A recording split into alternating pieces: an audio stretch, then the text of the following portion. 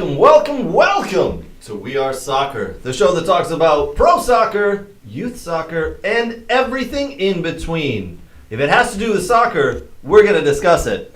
I'm Craig Hearn, and today we've got a hell of a show. We're talking Champions League. We're talking US men's national team roster for the upcoming friendlies, and some snubs, also some injuries that have come in late there. We'll talk EPL results and some stories coming out of there. We'll do Bundesliga chat time. We'll do MLS roundup. And the potential of an EPL All-Star game? Yeah, no one wants to see that, but we'll talk about it. We've also got the Michigan Soccer Central and We Are Soccer Central. We Are Soccer Team of the Week we'll share with you, along with a lot of other different things. All right, behind me, we've got the boys at the kids' table. We've got Nate and Brooks. Nate, Brooks, how are you guys doing today? I'm good. I'm confused. I don't understand the synopsis of the movie Roadhouse. I was watching that earlier today. I'm confused about that right now.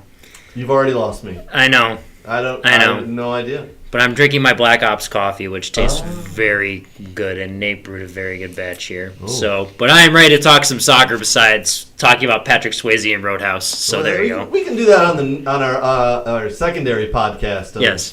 Patrick Swayze movies. Yes. Movies are us. Movies are us. Yes. Nate, how are you, buddy? Busy weekend, huh? A whirlwind of crap storm was my day today, but other than that, fantastic. I know you coached today, and you also played today. Played, coached, drove to the ER. Not for you, we must say. Not for you. And the person you did drive to the ER is doing okay, we hear. Yep. What else? In and out of the house. We got some groceries.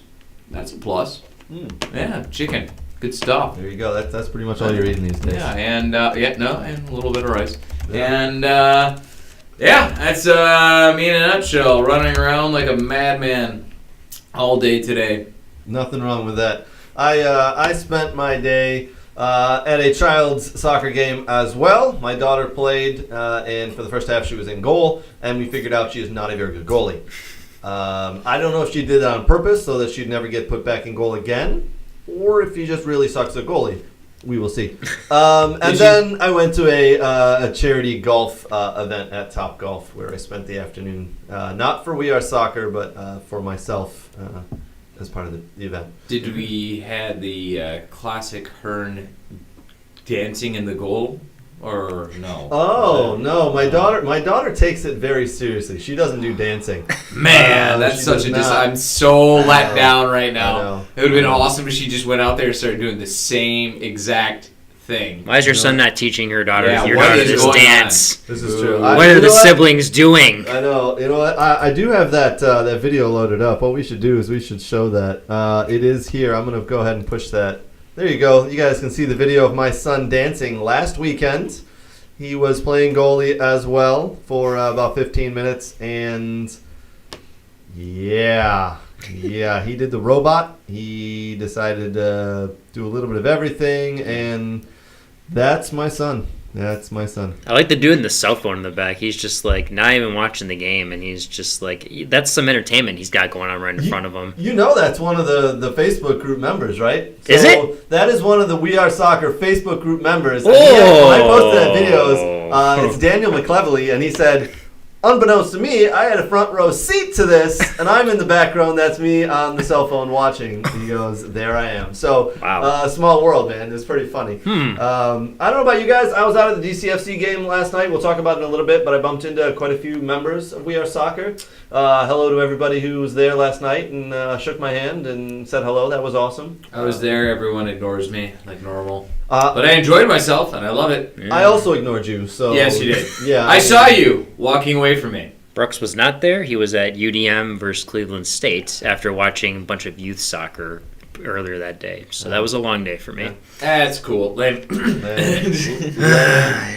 the three of us this weekend, I think we saw probably about 12 to 15 games or more. Yeah. And that's just the ones locally. Yes.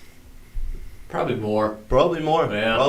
Yeah, I had 3 or 4 on my resume for the weekend. You had, Nate, 3 or 4 on your resume. that you were at or attended? Live? Yeah, technically 3 or 4 that I was at live, and then not including all the Bundesliga action I was chiming in on. Yeah. So, that's about it.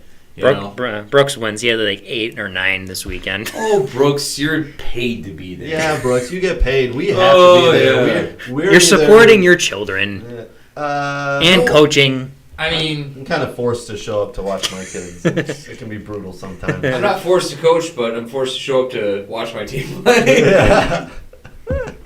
All right, boys, let's jump in. We all had pretty good weekends, but there were a lot of other things going on this weekend. EPL results were pretty good. Let's put those up here to chat about real quick. Here's the EPL table. Arsenal retained their spot at the top of the table. Man City right under them with 17 points. Man City do what Man City do. Win, and Haaland scores again. 11 goals, 7 games. The man is a magician. And once again, Nate, I will say... It's easy to score in that farm league that you guys got there. I will say Erling Haaland proved you and I correct. We said he was going to come into this league and he was going to do good things. Yep. We said he was going to come in here, he was going to score goals. The only doubt that you and I had about Erling Haaland was if he could keep healthy. And that's still a doubt because it's a long season. Yeah. And we'll see how it goes as time goes on. But that was the only knock on him, in my opinion, was the ability to finish out the season. Yeah, absolutely. And as you said, we're only 7 games into the season, right? But so far, he has taken this league by storm, scoring goals in almost every game. He is doing what they are paying him to do, and he's put them all in the back of the net. I believe yesterday when he did score against Wolves, he scored for the first time in his 11 goals outside of the box. All of his other 10 goals have been in the box. And you know what?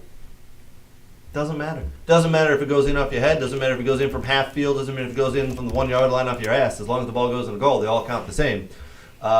He is, again, taking this league by storm. I will say everybody still to this day disagrees with me that I think last year Man City brought in Jack Grealish for 2 reasons. Because he can dribble and attract players to him, draw players in, and he can cross the ball and he can find players very well in a box.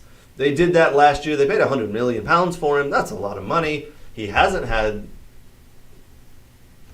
great success there, right? He hasn't scored a lot of goals. He hasn't had a lot of assists, but he's done a lot of other things.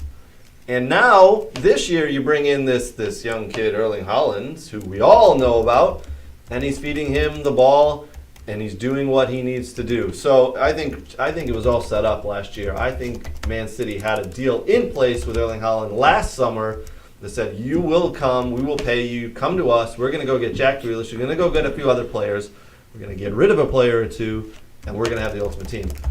For me, they are odds-on favorite right now to win the Champions League. Nate, where do you fall on that? Because I know you and I have had big discussions about Bayern Munich, who right now are in a little bit of a rut.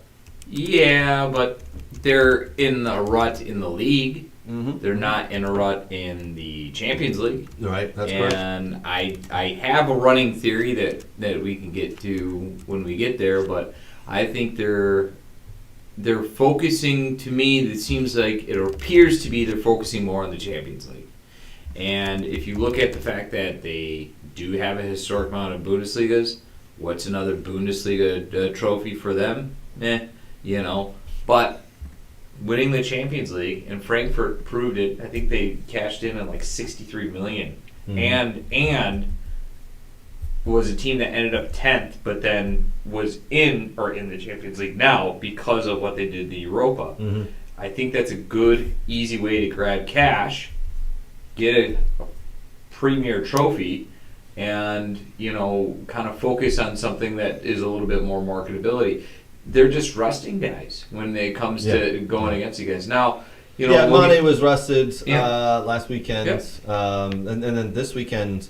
We'll get to it during Bundesliga chat time, but Bayern, I mean, they rested guys. They played a little bit different. Nagelsmann's under some pressure right now after this weekend. Is he? I don't. I still think that they kind of hitched their wagon to the guy, and they really can't do much right now. His comments were all on the players. You flat out, it's very similar to, I think Pep has a quote, rolling around on the internet. I see a lot of people kind of posting it or showing it again where, he's saying basically this is a player's game and the players need to play the game and step up. It's kind of like Nagelsmann said something along those lines, not exactly like that, but basically was like, hey, I'm going to have a talk with my players and I want to know why they are not performing to what they should be performing because it's on them. So he's kind of pushing it on them, and I don't see him going anywhere. You can't disagree with that, right? The players aren't performing. No matter if you're the 12th player, the 2nd player, the 22nd player, you're in a club of Bayern Munich stature. You have got to be performing, and yeah, I agree. We'll get to a little bit more of that in Bundesliga chat time coming up. Again, let's go back to the EPL table. Let's review this. There are no more EPL games until October 1st, I want to say, with some big matchups. We'll talk about that. So let's look at the top 5. We got Arsenal 1, Man City 2, Tottenham Hotspur in 3, doing very well there. Brighton Hove Albion, who I believe hired a new manager. They're or are in the process of having that new manager sign papers this weekend. And then Manchester United finished round out the top 5 there. Man United, after starting out very poorly, have picked it up and are now 4 wins, 2 losses, no draws. 8 goals for, 8 goals against, 0 goal difference. So they've picked it up. For me, 4th, Brighton Hove Albion. That's an unexpected place for them after 6 to 7 games here. Yeah. Fulham, newly promoted Fulham, after 7 games are up to 6, plus 1 goal difference on 11 points. Mitrovic. Oh, are you so Brooks? Let's talk.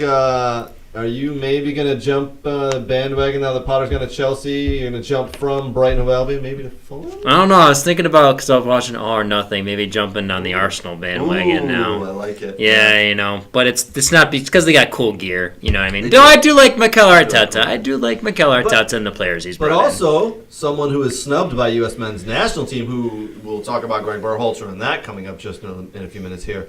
Tim Ream. Captain of Fulham, right? Mm-hmm. He's leading Fulham into the Premiership here for their 3rd time in, I want to say, 5 seasons. Yeah. And he's doing a hell of a job. Too slow, apparently. Too slow, but not for the Premiership. Yeah. Not for the Premiership. He's a captain. He is doing a hell of a job there at Fulham.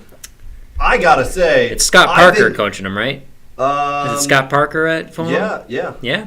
Wait, nope. Nope. Who was it? Nope. He got let go. He was at... yes. Forget now. But Tim Ream got left off of the friendlies, the U.S. men's national team friendlies roster to come. The friendlies are coming here. I'm very disappointed now. I think you should have taken him just for the fact that his experience, and he's a captain of a Premiership team. No, Nate, you look like you want to say. It's Marco Silva, by the way, that's coaching Fulham. That's right. Yes, I'm a strong proponent of not taking players performing in Europe just out of principle, just because So if they're doing really well, and they're like, I don't know, maybe on a team that's sitting on top of a table in one of the top 4 leagues, don't take that guy. Because that guy clearly isn't good enough for your master plan and geniusness of a coach. You see more than everyone else. That guy can never play ever for you. Just like Ream, a captain for... I'm not even sure what a Premier League is. I know it's not MLS. No, it's not. And there's no playoffs there. No. So take Aaron Long. Because Aaron Long plays where now again? New York Red Bull. Yes, and Red Bull's cheerleader would kick the crap out of Fulham any day of the week. Wonder why? Because a bull beats a ham, apparently. And that is probably the thought logic that Bullholter has at this point and juncture, because I can't fathom what he must be thinking. Aaron Long. Yes, we're going to take Aaron Long. Red Bull are in 3rd place. I don't care. I don't care. He's a captain. How many Premier League captains how many American center backs have captained a Premier League team? Does anyone have that stat? Is it like 0, big goose egg? I think so, right? Yeah. Can you name another center back who's been it's Fulham. They had a Michael Jackson. I I don't care. I just don't. I don't understand. What about Jordan Pifok? No. Let's not get there right now. I want him to pronounce the French way, as he does. Let's not Yes. get It hurts. You know what? You did it. We're going to go there. We're going to do the U.S. men's national team. We're going to do the roster. Here it is. We're going to put it up right now for everybody to see. Here is the U.S. men's national team roster for the upcoming friendlies as we play this Friday in Dusseldorf against Japan. And then we play Saudi Arabia 4 days later in Murcia, Spain. So, here's your roster. All right, there are 2 quick changes to this roster. Cameron Carter-Vickers has pulled out with an injury, and so has Chris Richards. Both will miss the games due to injuries sustained this weekend. Also, off that roster, Zach Steffen, Anthony Robinson, midfielders Yunus Musa and Christian Roldan, and winger Tim Weah. They're also missing these matches due to injuries. Central defender Miles Robinson is sidelined through the World Cup because of his torn Achilles. Yes. But the big names missing for me. 1, Jordan Pifok. Right? Ooh, he's awful. Jordan Pifok. Pifok. And then Tim Ream, captain of Fulham. Why? Why do we not have these 2 on this roster? Are you kidding me? All right, I'm going to show a graphic right behind this U.S. men's national team roster. There's Jordan Pifok. Here are goals scored since October 8th. Jordan Pifok, 21. Brandon Vasquez, 19. Haji Wright, 17. Joshi Zardes, 13. Ricardo Pepi hasn't scored. He did score today for FC Groningen. He had an assist last week, too. And he had an assist, agreed. Yeah. Yes. But a goal and assist, and he dropped down let's just say he dropped down a couple levels, right? But now Jordan Pifok's putting the ball in the back of the net. And why? Why has he been left off? This is terrible from Greg Berhalter. Can we all agree on that? Can we just agree that Jordan Pifok should be on this roster? I mean... No? Are you going to say no? No! He scored 21 goals in the last... Whatever. I mean... He just must not like him because he didn't perform when he was called in on the summer. Maybe he had a short window for... I don't know. I don't know. I mean... There are guys who I don't like, but if the guy can Nico score a goal and Estevez... get the job done and help me get my job done, then I want him on my team. I mean, is it a Luchi Gonzalez influence because he coached Ricardo Pepi in FC Dallas? You know, are we getting an FC Dallas influence from Luchi Gonzalez? Just going to eventually be the head coach at San Jose Earthquakes after the World Cup? I mean, is it an influence from somewhere? I don't know. We're stretching a long way here to find We are. I mean, we could. I don't want to point fingers at Lucci, but that could be a reason. It could be. I just think it's. I don't know. The only thing I got is just. I'm dumbfounded. I am dumbfounded that Pifok wasn't on. He does deserve another chance. I won't deny that. But it's a tight window, and I understand maybe Brandon Vasquez doesn't get a chance because he kind of was this year. He started to come on and score goals. It's a tight window. It's a very tight window. Yeah. I mean, it's Where's close. The friendly? Where's the friendly again? The friendly is this Friday in Dusseldorf, Germany. Sweet. Do you know how many miles from Dusseldorf Berlin is? No idea. They're in the same country. They are. They are. It's a big country, though. Mm-hmm. I've been to Dusseldorf. It's actually quite a fun place. Anywho, the Tales of Nate. Yeah, we'll go on that. So, lost confidence, right? That's your theory? I think that is. Correct. I think that is Lost my. confidence, Yeah, right? like no belief in him. Yeah. So we don't call him into a friendly to give him one last chance. That makes a lot of sense. All right. Hey, this isn't me thinking. This is me guessing what he thinks. I get what you're saying. Okay. I just strongly disagree with it. No. Because if you lost confidence in a player, which clearly he has, I mean that's clearly what this is. Sure. What better to call him in for a friendly and see what he's got and see what he can do and try to gain that we're going to give you a better chance. Here's the thing: he's the same player as Pepe. You guys understand that, right? He is. And the difference is one scores in the same league that the other was loaned out from for not producing on a team of Augsburg that was almost relegated last year. Yeah. Then we go to Ream. Ream or Long? Long. Long? Really? Yes.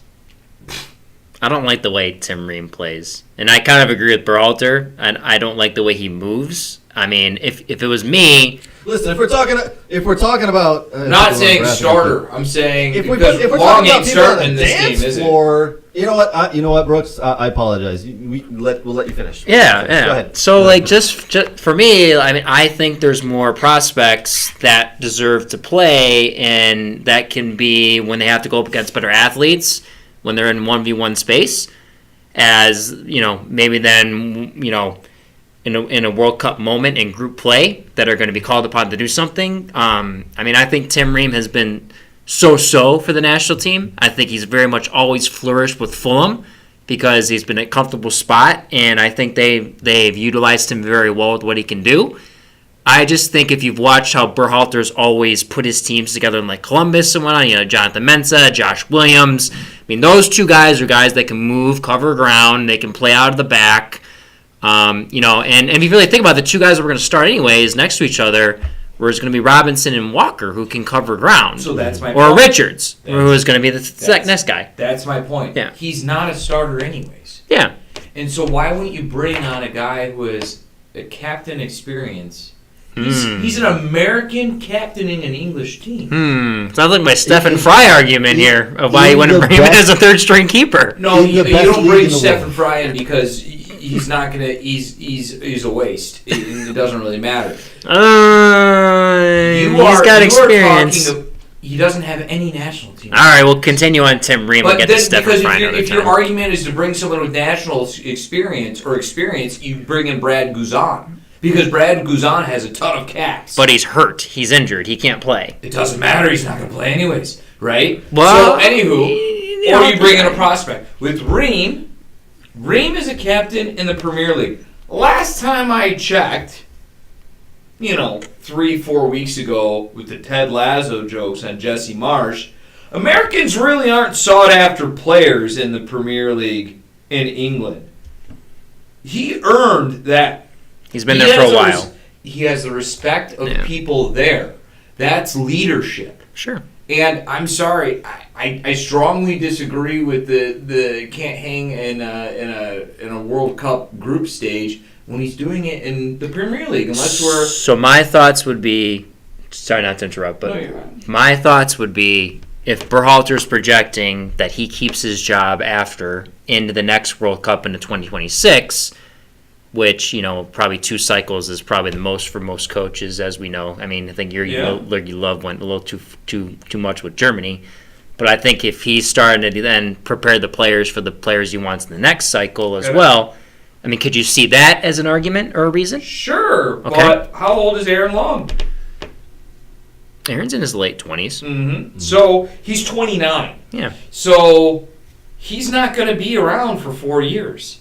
So your argument's gone with Aaron Long as well. Again, my point is I'm looking not at Vickers, not at Richards, not Zimmerman. Basically, Zimmerman, I would almost say, is almost there, but he's played awesome, so you can't, right? You can't take him out. No, he's great. He's been everything for them for qualifying. So he's proved himself. Yes. So your future guys is Richards. Your future guys is Vickers. So I totally agree with you. Yeah. The Aaron Long versus Tim Ream, they're not too far in age. They're basically both not going to be here for 4 years. At least you hope not. So if you're going to take a guy, why don't you take the guy who's got a captain's armband in the best league in the world? And who's been a part of your program a little bit longer than Long, I believe. Yeah, I mean, but both of them have been, to be fair, I mean, if you want to take this into consideration, both of them have been very much journeymen. If you consider Aaron Long, how he started when he came out of college, he was originally a 6, and then he kind of bounced around. He was with Portland's second team for a while, then he went to Seattle. Then he kind of finally found a spot in New York Red Bull when they finally moved him to center back. So he's been a journeyman a little bit and found his spot. So it's taken him a while. The only way this makes sense is if guys like Long, if guys like maybe Morris, but I don't know, or Areola or Pepe are on a hey, you gotta really perform. This is your last shot because these guys are in the wakes. Yeah. I think Morris is almost a lock, to be honest with you. I think Areola is an interesting one because Weah's hurt. We don't know if Weah's because he's got an ankle injury or something going on, If right? Weah's healthy, I don't see where Areola fits this team, considering Harrison. Which is tough Morris. because he's had a very good season for FC Dallas. He's done everything. They can all play in those spots. There's spots from them. Yeah, so Mark McKenzie and Eric Palmer Brown are the ones that are filling in for the center backs, which I don't rate either of them. I think Mark McKenzie's a good athlete, but I think he's terrible on the ball. And I think the same thing of Eric Palmer Brown. Maybe just being brought along to gain some experience. Eric Palmer Brown, his name has been in there forever and ever, and people have raved about this kid, and he's just kind of stuck in Europe. You know what I mean? He was an SKC kid. He went over to Belgium or whatever. He's just been stuck. One name that did appear this week on the U.S. men's national team roster for the upcoming games here is Joseph Scally, who we're all very happy to see, right? He's got 2 caps for him. Hopefully he gets 3rd and 4th. I really hope he comes in and can show what he can do, and I hope he makes the squad because he's performing in the Bundesliga. He's doing he's well. awful. Yeah, I know. Just like P-Falk. I'm glad he's on there. Another interesting name that showed up there with only 2 caps is Malik Tillman. Rangers. Yeah, so and I do agree with that one because he's a dual national. So if he has any sign of being good, you need to lock him in. And this isn't going to lock him in, but I could see him making that roster just to lock him in. Sure. So he's then in your program for forever. Amen. And he's a tremendous athlete. Yeah, but the problem is to lock him in the program, he needs not friendly matches. He needs legit matches. So that I could see him making this plane. This is his, trick. First step in for him to make the World Cup, so you lock him in. Yeah. So you have interesting theories on locking players in. Maybe it's because the German national team and how deep they are. Yeah. But to me, don't have to do this right now. You can wait till after the World Cup. Be like, you're not quite there, but we're going to bring you in and start preparing you for 2026. So you have interesting takes on. You want guys right away, where I might want experience when it comes into the World Cup, or guys that have been seasoned. But then now I'm totally just not even making a case for my Tim Ream argument. I've said this from the you just bamboozled me. Yes, I do that a lot. Yes. I said this from the get-go. If I was in charge, this is the year to get everyone experience, or this is the cycle to get everyone experience, and I'm working for the next one. And so if you're not going to be in my program next time around, I'm sorry. And that was my Jesse Zardes, sorry. It's almost my Jordan Morris. You got to either be the guy, like Zimmerman, I can't replace you because you're that darn good. Or, basically I'm looking for somebody else. Where I look at Ream is the asterisk and the exception there is not that he is this amazing center back that would be phenomenal everywhere. I just look at him as a leader, part of the program, and I think it's incredibly hard to be a captain in the Premier League, and I don't care what team you're playing for. Right. And I think that earns you a bit of right. Yeah, absolutely, 100% agree. The 2 snubs are Tim Ream and P-Falk, as I said at the beginning of this conversation. For me, is just, I don't know how you leave them off, because P-Falk's putting the ball in the back of the net, and that's what we need.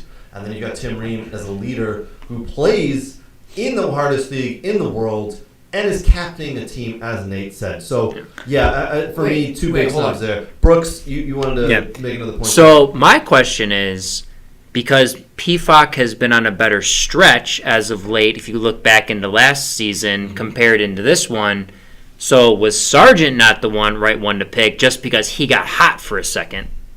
That's my question to you two and to the viewers as well on Facebook Live and YouTube. If you ask me, this is me. Maybe I think the Bundesliga is, maybe I'm overrating it. But honestly, I would go with PFOC over Sargent. Sure. I honestly would. And I think that's fair. When I watch him play, he literally will kill himself in these games to get the ball and try to not only assist to score. Like, I'm going back to last game where he got smoked giving a pass to set forward the other forward to go score. He just got annihilated, and he did it. It was one of those balls where you could tell that basically when he got there, he's going to get annihilated. And sure enough, he did, got annihilated, got back up, and kept playing. I say personally, several months ago when they did pick Sargent over Pifak and some others, I think Sargent was the player to be picked at the time. He was playing in the Premiership. He was doing well, but he's also a little bit more versatile. He can be put out wide left and out wide right and do a little bit more. But I don't think that Pifak is going to go out wide right and play midfielder at all, like Sargent can. It's just depending on the strategy and the tactics that he wanted to play. I see what you're saying, but how many times...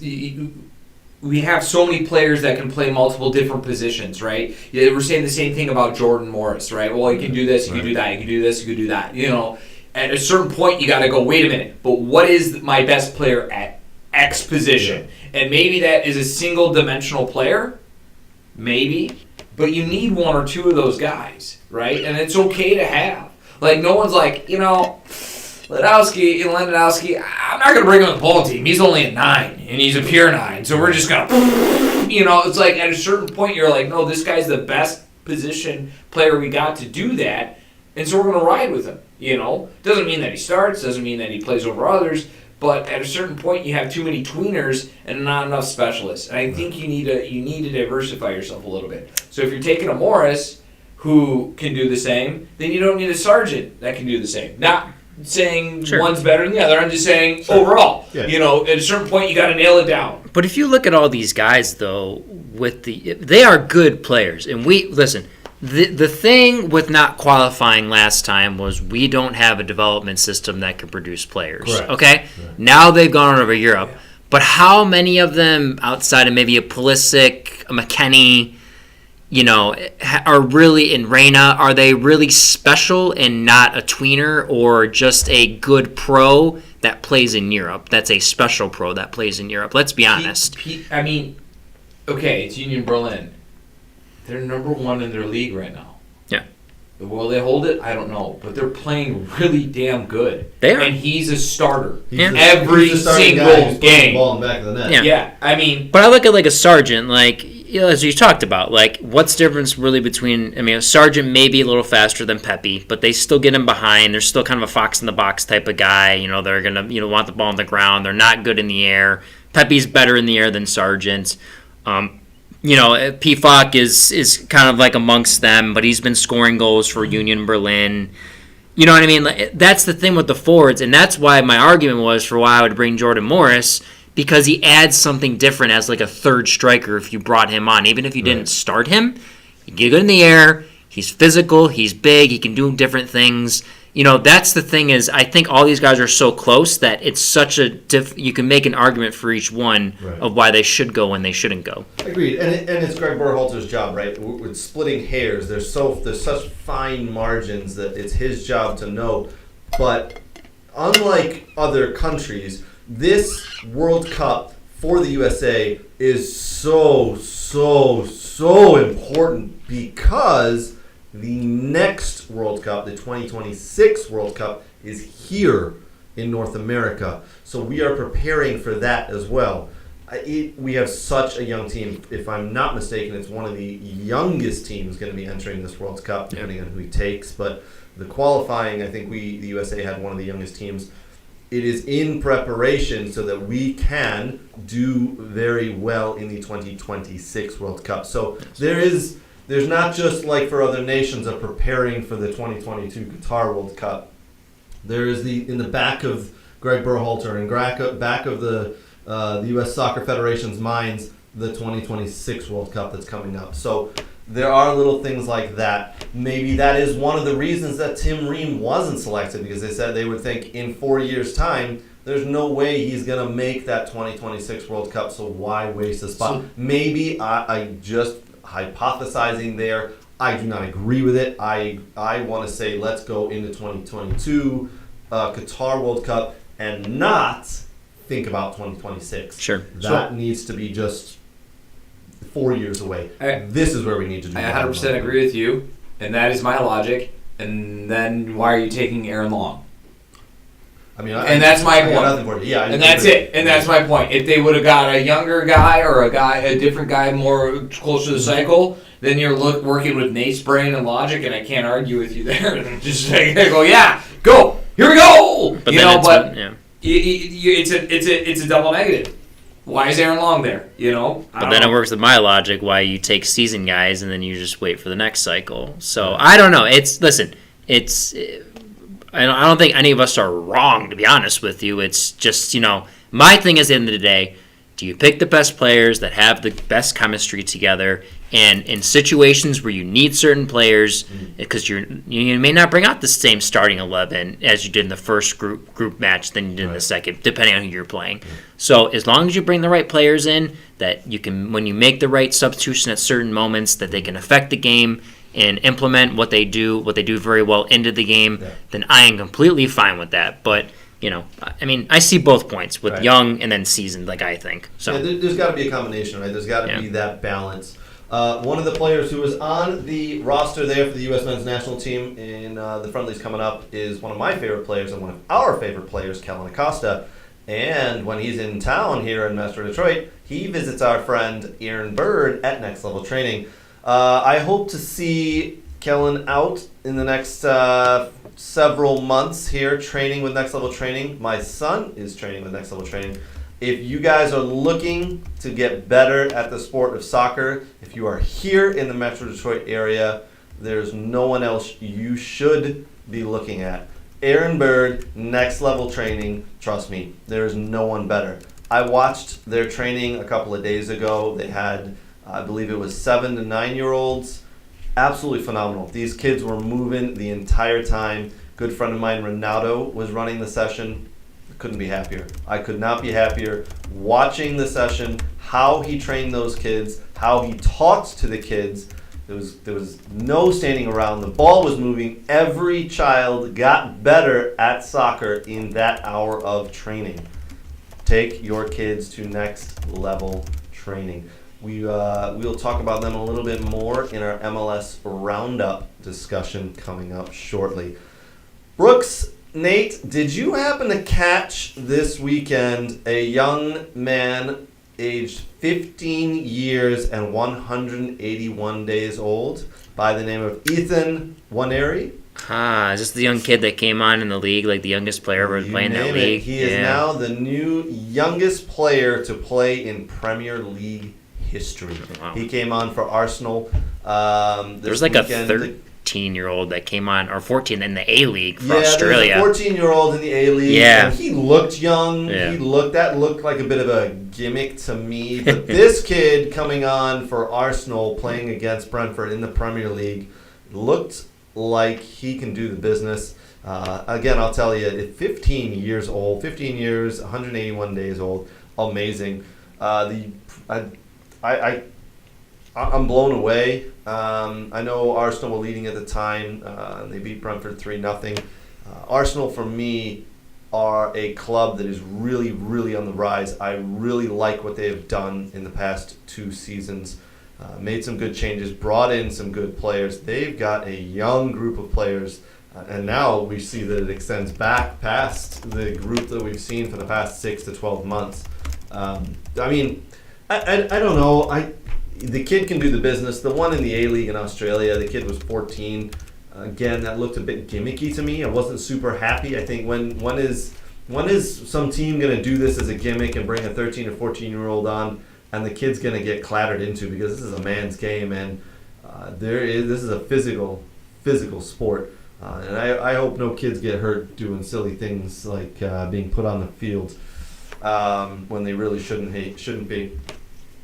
All right, what I do want to talk to Nate and Brooks about here is the idea that I know we're a little late to the game on this. It's been talked about for a couple of days. But I do want to talk about the Chelsea owner, Todd Boehly, and what he recommended this week of the English Premier League should have an All-Star game, North versus South. When is enough? Like, I get we now have a lot of American owners in the Premiership. They want to bring thoughts, and I agree with bringing some ideas over from America to England and helping the league. But Listen, if an All-Star game and then getting rid of promotion relegation and then, I don't know, music being played and when the ball goes out of bounds or shit like that starts to happen, I just roll my eyes and it's a little... TV timeouts. Yeah, I mean, you're gonna start having shit like that, right? And we don't want that. But I don't think the game needs to be improved that much. It does need to be improved here and there, and the Premier League will work on it. But did you guys get a good chuckle out of this? Because it was said in all seriousness.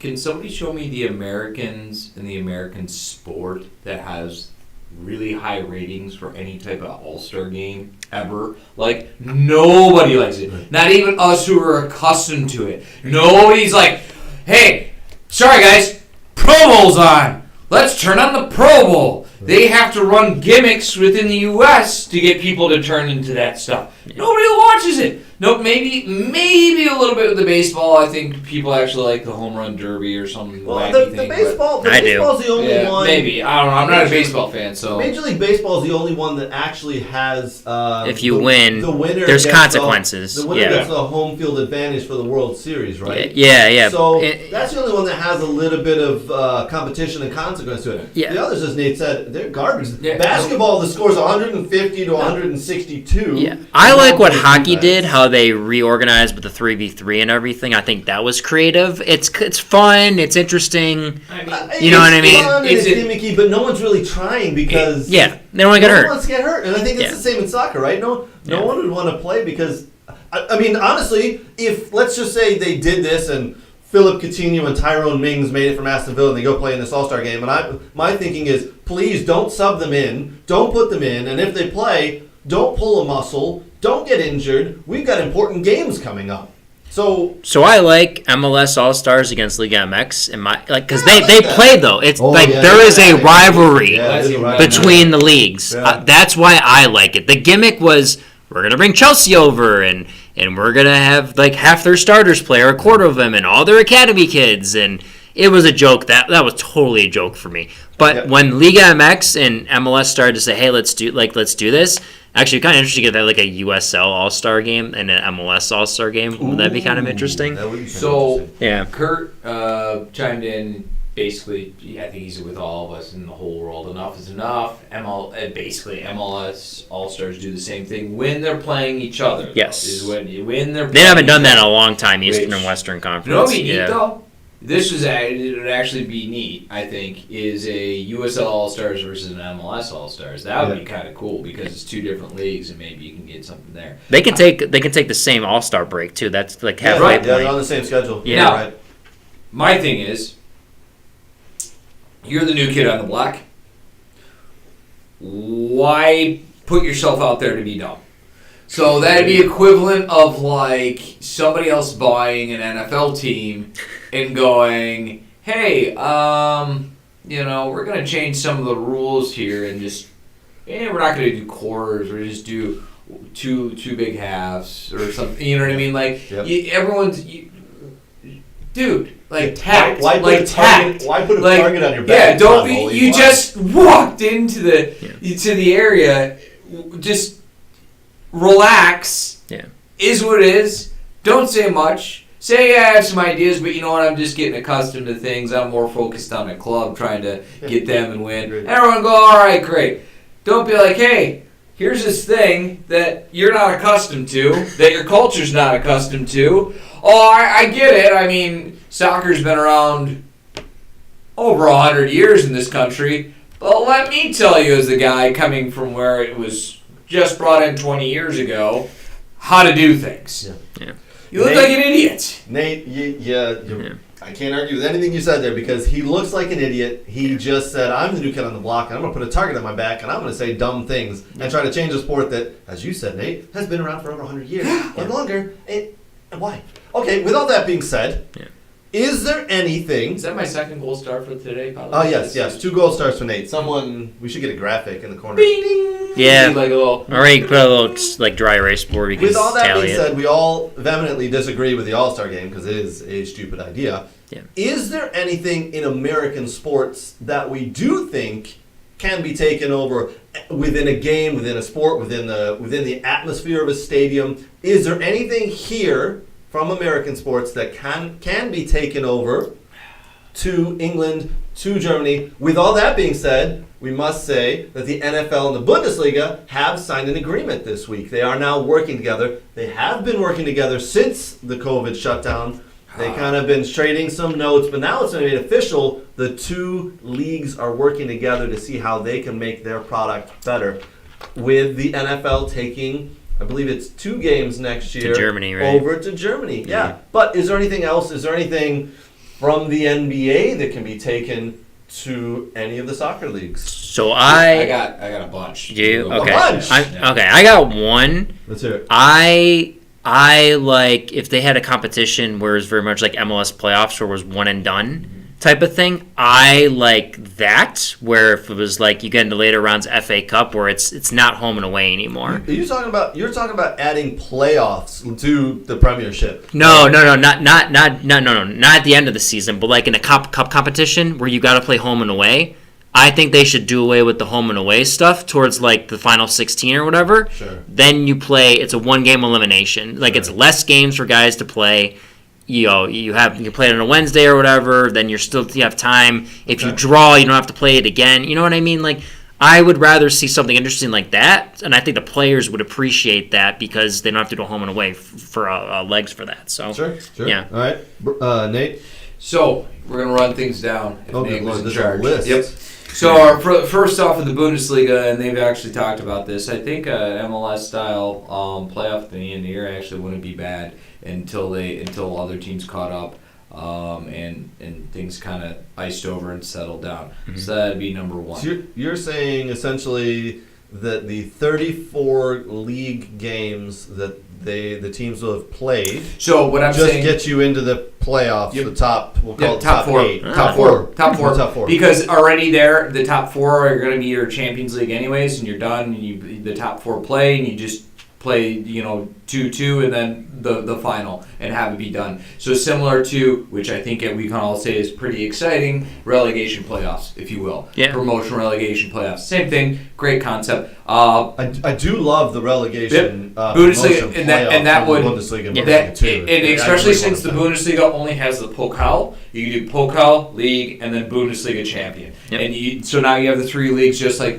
3 trophies, just like the Premier League already has, anyways. Yep. I think that would benefit them until some teams, financially catch up a little bit with Munich, because we have a problem, and that problem is, hopefully it'll be solved this year with Union winning the league if we stop it tomorrow. But realistically, it probably will be Munich, and that I think casts a bad shadow on a league that's arguably good. So that would be my one fix for the Premier League, for the Bundesliga. For the Premier League, this is a big thing. You ready? Yep. Allowed to eat your damn food in your damn seats, okay? Because most stadiums don't allow you to do that, and that's just hogwash, all right? Oh, I didn't know that. Oh, yeah. Oh, yeah. Wow. And it's only in the Premier League. You got a little eat it in the little concourse. You can't bring your beer back to the seats either. I know for a fact that's at West Ham. I know for a fact that's at United. I'm pretty sure it's like a rule. Germans, that's silly. You bring your sausage sandwiches or whatever and your big towers of beer right down to the darn seat so you can watch it, okay? Yeah. That's number one that needs to be fixed in the Premier League. That is hogwash, that I cannot bring food and drinks and get toasted, roasted, and enjoy the game while I watch it.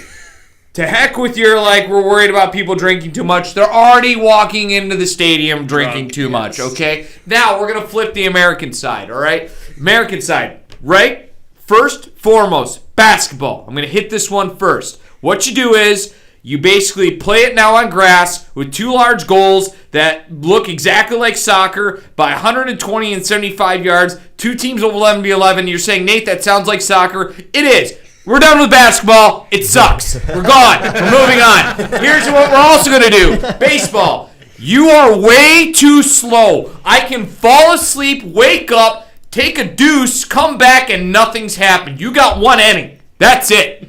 1 inning, make it or break it. You're done. Make baseball 1 inning. 1 inning. I love it. 1 inning. That's all you get. That's all you get. 1 inning. Now on to the NFL. Now on to the NFL. All right, NFL. Guess what? You're really concerned about CCT and concussions, but yet you're still doing kickoffs with your TB timeouts. No more of that junk. We're rolling through. You start, you just play, you go. Just like you have a running clock, just like the Premier League now. That's what you take from them. And then all of these stadiums and all the sports in the U.S., the one thing you now need to adopt that Stuttgart Stadium has is viewing glass right in front of the urinal, so when you go pee, you can actually watch the game live. Oh, there's a TV. And I'm done. There's a TV there? No, not a TV. Wait, hold on. You can stand Yes. at a urinal Yes. and watch it live. Yes. Like, are you, like, how? No, How it's is the that? it's the upper end, and you can see right. Yep. What about if I'm in row 1? I got to walk all the way back up. It's fine. It's cool. It's where all the bathrooms are. It's Duggan Stadium. They have bathrooms where you can actually view and watch, because the glass cutout that's tinted. You can actually view and watch the actual game while you're taking a pee. It is awesome. That is the most bizarre thing in the world to me, but I'm on board with it. And I'm on board. And your cups are now shaped like the tree cups that you get in the Bundesliga that I've showed several times. And if anyone needs another demonstration, I can do it again, where you can bring 8 beers at once to your seat. Wow. Yes, by yourself. I do like the beer concept. I do like the cups they have for sure. You Yeah. can, I have just you see fixed. the guys carry them like with. I fixed all the things, and you're all welcome. So do they do those gimmick cups like for special games or whatever at like the EPL matches? Like you know, like you go to like a bowl game, like a college bowl game, and it's like Rose Bowl, Michigan State and Stanford, you know, like that stuff. But They do the scarves. Why not the cups? They could be collectibles. because you can't even take the stuff to your seat. Yeah, you're right. Yeah, they So, gotta change but that. Bundesliga has the best cups in all of sports. They have little handles that you can trade the things and walk them to like 8 beers in. They're awesome. They're like, I don't know why every professional sport doesn't have this. It's like the most ingenious German engineer thing I've ever seen in my entire life. Do they sell good food at? I've never been to England, so do they sell good England, food in the sure. stadiums? The food, yeah, they sell it food. is The food's great. right, and you can take the food down to the seats with you. You just can't take beer. They refuse to let. Well, so, is that because I thought it people was throw it on the, United. it's 'cause people throw it on the United, you weren't stadium? allowed to take food either. Really, Yeah. I've seen pictures of people. It's been a while. That's- I typically, because there's only a 15-minute halftime. By the time you get up into the concourse, get something, it's pointless. Yeah. You wait in line for 15 minutes, you're gonna miss half the game. Exactly. So, Yeah. I mean, and you've been drinking beforehand, so What? you get up into the concourse, you quickly pee for halftime, and you get back down and to get the kickoff. That's actually something I've got written down as a note. I want to talk about in the second half of our show. The difference between American fans and U.S. fans at games and supporters groups. Oh! I got a little bit of a gripe to go there. Yeah. Which way? Gripe to who? A gripe to the American side. Ah, okay, good. Yeah. Nate, you'll be on board with me. Oh yeah, baby. Yeah, you'll be on board here. You might have to adjust your volume for this one. I know. I'm just the caboose on this one, so like I'll chug along with you guys. Just yell yeah in the background every 5 seconds. Yeah. Before we get to break, I want to chat real quick about the Champions League games that happened this past week. Some good results. Let's see if we can bring these up. I want to put the little graphic up. Some scores that we had. Tottenham losing to Sporting CP. Sporting scoring 2 goals in the last couple of minutes and in injury time. So Tottenham, Antonio Conte was not happy with that result, and he took it out on his team the next day as he had them in training and busting their butt. 2-0 to Inter over Victoria Plzen. Bayern Leverkusen 2-0 over Atletico Madrid. A good victory there. Game of the week that we were all happy to watch. Bayern Munich 2, Barcelona 0. As Nate does a little dance, I will say Barcelona in that first half missed a hatful of chances. Lewandowski just seemed to be off. He was back in the Allianz Arena in Germany, where he played for several years, and man, he just was off. It seemed the atmosphere, whatever it was, just seemed to get to him. Other games, Club Brugge beat Porto 4-0. Liverpool win 2-1 over Ajax. Marseille gets beaten 1-0 by Eintracht Frankfurt. Another victory for Bundesliga as Nate puts his hand in the air. Good day to be a farmer. Exactly. We move on to Wednesday, September 14th. The matches that happened there: AC Milan 3-1 over Dynamo Zagreb. Dynamo Zagreb, who'd previously won 1-0 over Chelsea, which got Tuchel fired. Shakhtar Donetsk and Celtic tie 1-1. Chelsea tie 1-1 with FC Salzburg. That game was at Stamford Bridge. Raheem Sterling scoring the first goal of the Graham Potter era there at Chelsea. Again, I'm going to be surprised if Potter makes it to the end of the year because I don't see that team doing much better and him being able to have much of an influence. FC Copenhagen, 0, Sevilla 0. Juventus lose to Benfica 2-1. Juventus are on a hell of a slide. Their coach could be gone real soon. Maccabi Haifa 1, PSG 3. Messi scores in that one. I believe Messi has played 10 games this year in Champions League and in Ligue 1 for PSG, and in 8 of those 10 games, he has been named man of the match. That is a hell of a statistic. We should talk about that a little later. 8 of 10 games, he's been named man of the match, and I don't even care who he's playing against. On his team alone, he's got Neymar and Mbappe, so that's pretty impressive right there. Manchester City 2, Borussia Dortmund 1. Oof. And we all saw that goal, and you saw it at the beginning of our show there that Haaland scored. Borussia Dortmund went up 1-0 in that game, and a nice goal by Jude Bellingham. Haaland comes back and rescues Man City, gets all 3 points there. Rangers 0, Napoli 3, Real Madrid 2, RB Leipzig 0. So the Farmers League didn't fare too well there. The Champions League winners from last year, Madrid, bring it out and played really well. A few of the results there for me that stand out. Liverpool only beating Ajax 2-1. Bayer Leverkusen beating Atletico Madrid 2-0, as we said there. That's a big victory. Nate at the kids' table has his hand in the air. Go ahead, buddy. Actually, What you got, bud? Brooks did, but I'll get to my. I'm sorry. My comments in a minute. Go ahead, Brooks. Go ahead, Brooks. Oh, What you got there, bud? Sometimes at work I can't watch the video, of We Are Soccer on Facebook or YouTube. What's another way? Like, I hear audio is a good way to listen to our show too. Oh, yes. Very well. Yes. Yes. We Are Soccer is also available on podcasts, wherever you get your podcasts. We are on Spotify. We are on Apple Podcasts, and I don't even know the Android podcast platform. I don't know, whatever that is. Whatever. We're available there because, trust me, we push it. So, yes, please listen to us on Apple, Spotify, and whatever the Android podcast platform is. Do us a favor. Give us a like. Give us a share. Leave a comment. Give us a rating. That helps bump our show up. Thank you, Brooks. Appreciate it, my friend. So, yeah, I mean, back to the Champions League with my league, the Farm League, the Bundesliga. So Munich did pretty good. They're sitting at the top of the table. Even though Dortmund lost, they're sitting 2. Yep. And with the win, with Leverkusen is sitting second as well. So, actually, they're not doing too bad to have a few teams going forward. And then Europa and Conference, and we'll get in those a little bit. They actually fared a bunch of teams fared well there. So they're trucking, and the Bundesliga is trucking in the European leagues, and hopefully they'll keep going. And this is something that Nate and I do on a daily basis on the We Are Soccer Facebook group. We defend the Bundesliga because it's a great league. I have bought in over the last 2.5 years. I used to watch it sparingly. I used to keep tabs on the big teams and some of the players, but I'm sorry. I will defend this for years to come. I guarantee it. That the Bundesliga is a hell of a league. It isn't the Premiership. I'm sorry. In my opinion, the Premiership is here. The Bundesliga, for me, is the very next league. And then you've got La Liga and whatever. But the Bundesliga is a great league, and they're proving it by competing very well and getting great results in not only the Europa League, but also the Champions League.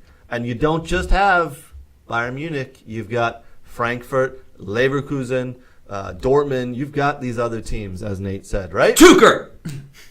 Stuttgart, I don't believe, are in any of the European competitions. One day I'll go on my rant, not today, of why I love the Bundesliga. that's longer than the We'll- 1 minute we have. You may take the whole hour to do that. No, I can sum it up, but yeah, there's I fell in love with it, and I think a lot of people do for the same reason that I did. We'll just leave it as It's like how Leo and Kate fell in love on Titanic. Well, that's the beer. Oh, okay. Yeah. Love it. All right, why don't that finishes up the first hour of our show. Our show is normally 2 hours long. The second hour coming up here for you guys, we've got a special little video over our 5-minute break. We've got Robert Kerr from Michigan Soccer Central talking about Michigan Soccer Central games, podcasts, and a lot of different things. Go ahead, watch the little video, and then we will be right back. And if you join us on the other side, leave a comment, leave a question for us to answer. I did see a very nice question, a very good question for us to answer we haven't talked about yet. I believe it was, who's the best number 9 in the MLS? Maybe we'll talk about that in the MLS Roundup coming up. All right, we'll see you guys on the other side of the break. Hey guys, Robert Kerr, host of Michigan Soccer Central podcast with you here. Such a great episode is on the way this week that I had to make a little bit of a preview, as it is a Michigan Soccer expansion special this week. I've got 2 guests of 2 different brand new teams that are coming to the Great Lakes state, such as the ever-changing landscape here in Michigan. So I've got Lewis Stevens from Rapid City FC, a brand new professional indoor soccer team opening up in the Grand Rapids area. So I'll be sure to ask the who, what, where, and why. Ask a little bit about their new badge and why the need to right now open up a brand new indoor soccer team and league they are joining here in December of 2022. So indoor soccer at the professional level coming to Grand Rapids this winter. Also, I've got Alec Lubianski of Gold Star FC Detroit coming onto the program. Big questions about them. A new NISA team coming to the Metro Detroit area with very ambitious plans to create a brand new soccer-specific stadium in Metro Detroit, beginning play in the very near future, and just a lot of curiosities of the who, what, where, and why of Gold Star FC Detroit, as it's got links to Andorra, links to the hockey world, a lot of questions to ask about the brand new NISA team in the week that they put their season tickets on for sale. Curious at what price point they're going to be going for at this new club that's proposing to build a brand new facility. So lots to learn about with Gold Star FC Detroit. Plus, I'll be sure to give Detroit City FC their flowers on the podcast last week. On Saturday night, they clinched a playoff spot in their very first season in the USL-Championship. They did so by getting their first win at home, believe since May, and it checked a lot of marks off too, because it was that marquee win that they've been looking for, a 1-0 win in front of a packed house against one of the marquee teams of the USL Championship. So I'll be sure to make note of that. They are firmly now in the race after clinching a playoff spot. They'll be wanting getting a top 4 seed in the USL Championship East so that they can host a playoff game right here in Hamtramck. That would add to an unbelievable debut season at the level. So I'll be sure to make note of that.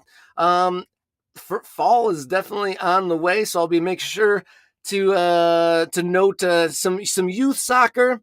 High school is kind of taking shape. The real deal teams and the fakers are kind of working themselves out as there's more games being played and more data to kind of form some opinions in the high school world.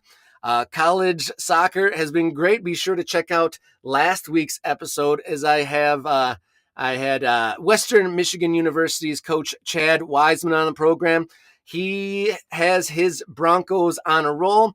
They've beaten 3 Big Ten teams. They are on a hot streak. They haven't lost to a Michigan-based team in 11 attempts, 11 straight wins against Michigan-based opponents. And speaking of past episodes, be sure to check out the Michigan Soccer Central podcast on Spotify and now on YouTube. We not only collaborate on Team of the Weeks on Michigan Soccer Central and We Are Soccer, and I'll definitely talk about that again this week. But on Spotify, we got over 14 months of weekly podcast episodes you can click on and listen to. And now we are putting our episodes up on YouTube, so be sure to go to the Michigan Soccer Central YouTube channel and be sure to subscribe, as we will be putting Michigan Soccer Central podcasts and a variety of other video content up on the Michigan Soccer Central podcast, up on the Michigan Soccer Central YouTube. So until then, I'll try to keep from exploding with soccer excitement. And be sure to catch me on the Michigan Soccer Central each week on Spotify and YouTube. See you this week.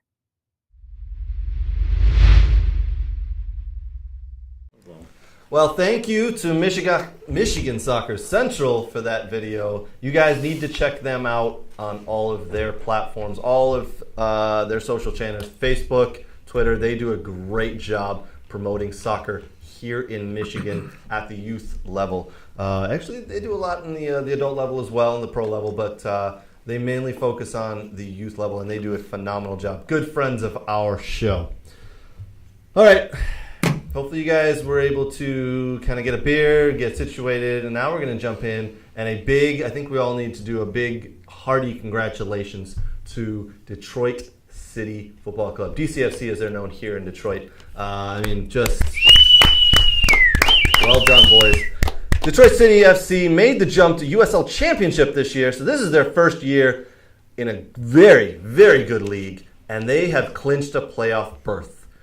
They won last night at home against the Tampa Bay Rowdies, who I believe were in second position in the USL-Championship, and they beat them 1-0. Detroit City FC coming out victors, third, as Nate points that out to me, and that clinches a playoff spot for Detroit City. Now, they have upcoming games. They got 3 or 4 games left in the regular season. If they can win a majority of those games, they could have a home playoff game, which would be huge. The atmosphere at Keyworth would be lit for a playoff game. Really hope they can get that done. If they can't, that's okay. They're in the playoffs. That is a hell of an accomplishment for a team that made a jump from Nisa all the way up to USL Championship. Nate, I know you were at the game. Brooks, I know you watched a bit of the game on TV and have seen some of the highlights. But Nate, you and I were there. For the average Joe fan, that game was not as entertaining as they probably would have liked. It was a bit cage matchy. There wasn't a lot of shots. There wasn't a lot of teams stretching themselves to go after it. They were keeping compressed. And if the season were to end today, these teams would face each other in the first round of the playoffs. So both managers had to think about, I don't want to give too much away. I don't want to show the other team and the other coach too much because we may see them in the playoffs in the first round or the second round. So it was understandable. Back and forth. Both goalkeepers were involved, but not really making too many saves. There were quite a few corners in the game. Detroit City FC came out in the second half, changed their tactics up a little bit. They went after it, had the better chances of the teams, finally stuck one away. Antoine Hoppenot scoring that goal and becoming man of the match. Nate, what were your thoughts on that game, my friend? I can tell you why Steinwasser didn't have to do much, because to me, I know Hoppenot got the man of the match. He scored the game winning. I'm not trying to take anything away from him, but Bryant just locked down that back line. I think he was on the other end of almost every ball that went in and aggressively winning it. And, newsflash for everyone, is also my daughter's favorite player. Ooh. And what does she call him? What does she call Bryce? She calls him Mustache Man. Mustache Man. And her disappointment and if you've been to a DCFC game, and I highly recommend going, especially if you have kids who play, because they get to see it live. And I was sitting to the left of me was one of my players on my team who decided to come, and my daughter and her friend who plays on the same team. And my daughter loves it. I mean, and she loves watching the game. She's into it. She was excited. And she pointed him out. And one of the main reasons she put him out, I even told it to him as he came by and shake hands, is because he took time just to say hi at the end of the game. Yep. And that's what all these players do. And I think it is a special experience for them, especially for that. But back to the football. He absolutely locked it down. Absolutely. I swear, every end of the ball, he was on the other end. Mm-hmm. He won a ton of tackles, chased down a bunch. Everything in the air was great. My new favorite player at DCFC is not him, because I can't take it from my dog. I think you're going to go who could be one of my new favorite players on DCFC as well. Let's see if you go with. Well, let's go. Same time, ready? 3, 2, 1. Richard Reece Foster. Williams. Oh my God! Come on, man! So close. All right. All right. Well, go ahead. I'll let you go. Now, I don't know what happened. I don't know what led to this, but all I know is that Richard Foster, signing new guy, comes in, right? Who's on he's also trained to become a coach. Yeah, he's also in the coaching staff as well, so he signed as a player manager type thing. I don't know. Scottish guy. Yeah, Scottish guy. Yep. And I don't know what happened. I can't really recall anything really happening off the get-go, but he decided that he was just going to make an example out of one of the Tampa Bay Rowdies players. And the noise that this dude put on as far as a tackle, body-to-body contact, I could hear from my seat. And that guy laid on the ground for a good minute or two collecting himself. And after the match, we had a 2v1 situation with Richard Foster where two of the Tampa Rowdy players decided to take him on. And he was not having any of that, where he thoroughly explained, I think this is how we do it in Scotland or something like that. Be a man, probably more of a Scottish accent, right? Where it then got separated a little bit. So it was known, and he made his presence really known quickly in that game. And I was just like, that's my guy. That's my dude. I would love to know what led to that, though, because that was I don't even think there was that much in the play. That's why most people didn't notice it. It was right in front of me, but it was literally, and then the guys boom on the ground for a good 2 minutes. My son mentioned something about that. My 9-year-old son was watching, and he mentioned that as well. He tackled him with all the aggressive Scottish man going after a deep-fried doner in a line. And if you don't know what a deep-fried doner is, get yourself to Scotland. That means something different in America. But I personally have taken a liking to Reece Williams on the field, man. That kid is quick, and he was playing lockdown defense on the right side. In my opinion, he was going to be man of the match until Hopenut showed up and scored that winning goal. Yes. But either way, DCFC, I said it before the game, this is going to be a very chess-like tactical match, and DCFC is going to be have to have one of their best games of the season to win. And they just came out and got the job done. Again, from average Joe, mom and dad, 9-year-old son type thing, not the greatest game in the world because there wasn't a lot of shots. There wasn't a lot of diving saves, hit off the crossbar. But from us who watch this game every day, we could see the little things that were happening, the little battles that were taking place. There wasn't a lot of time in the ball because that Tampa Bay team, man, I don't want to use the word animal, but every single one of their players built, strong, athletic, animal-like, getting after the ball. They were. I wouldn't want to be on the field with any of those guys.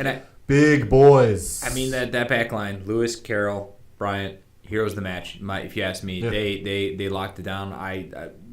Brian, I thought, played exceptionally well, but the other two weren't far behind. Yes. And then Rodriguez just holding that ball, taking on two, laying off a nice pass with an incredible run that Craig was wrong about being offside. He's absolutely wrong about that one. That wasn't close. Yes. Anyways, we saw the video. It was close. It was tight. It was tight. It was perfect. I am very happy that DCFC got the rub of the green there from the referees because a couple of weeks ago they didn't get the rub of the green and there was an offside that wasn't called for the opposing team to tie the game. I forget which game that was.